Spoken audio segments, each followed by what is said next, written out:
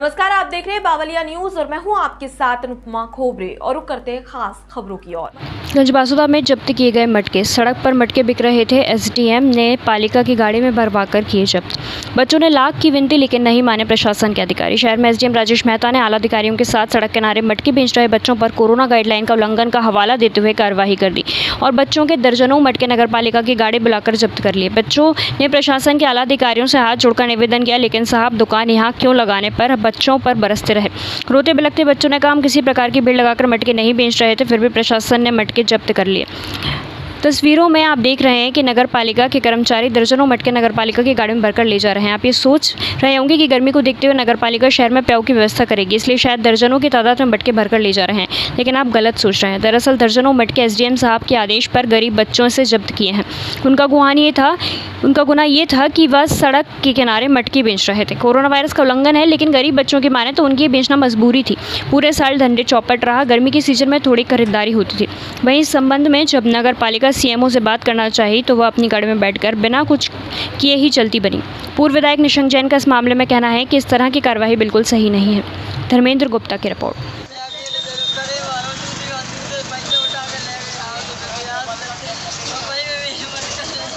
क्या हो गया है आपके साथ? तुम चिंता मत करो, हम संगे तुम्हारे अपन देख कर कौन आया था?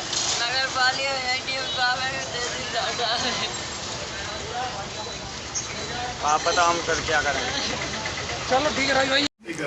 आज देखने में आ रहा है कि गंजबासुदा की नगर पालिका एसडीएम महोदय अपने जो यहाँ के वर्तमान में हैं, इन द्वारा एक कहीं ना कहीं सब्जी बेचारे जो ठेले वाले होते हैं उनके तराजू माट उठा लिए जाते हैं। कार्रवाई इस तरह की क्या सही है? गरीब के देखिए, कहीं ना कहीं दो चीज़ें एक साथ नहीं चल सकती।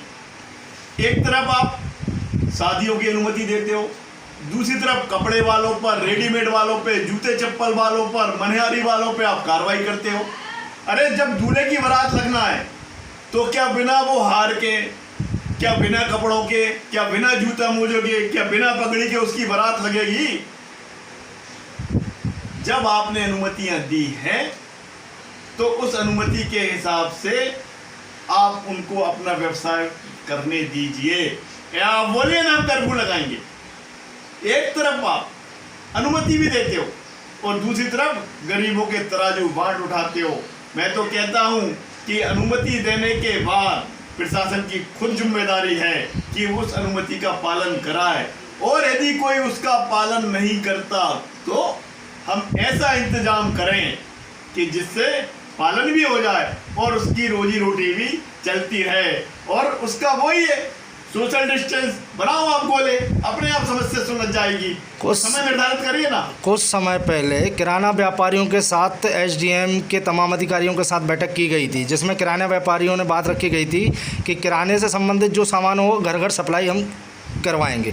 आज देखने में आ रहा बड़े से बड़े व्यापारी आदि शटर खोलकर अपना सामान वितरित कर रहे हैं और वहीं एक छोटे मोटे दुकानदारों को परेशान किया जा रहा है। देखिए, नियम सब पे समान लागू होना चाहिए, और मेरी उन दुकानदार भाइयों से भी अपील है कि घर में रहिए, सुरक्षित रहिए और सरकार के भरोसे मत रहिए। अस्पतालों में ऑक्सीजन नहीं है, बेड नहीं है, दवाएं नहीं है। इंजेक्शन की कालाबाजारी में सत्तारूढ़ पार्टी के बहुत सारे नेताओं के नाम आए।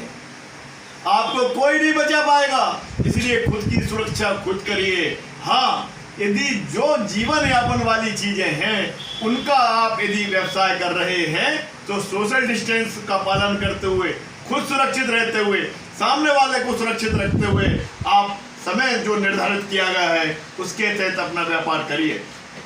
फिलहाल के लिए इतना ही। खबरों का सिलसिला लगातार जारी है। आप बने रहिए बावलिया न्यूज के साथ। नमस्कार।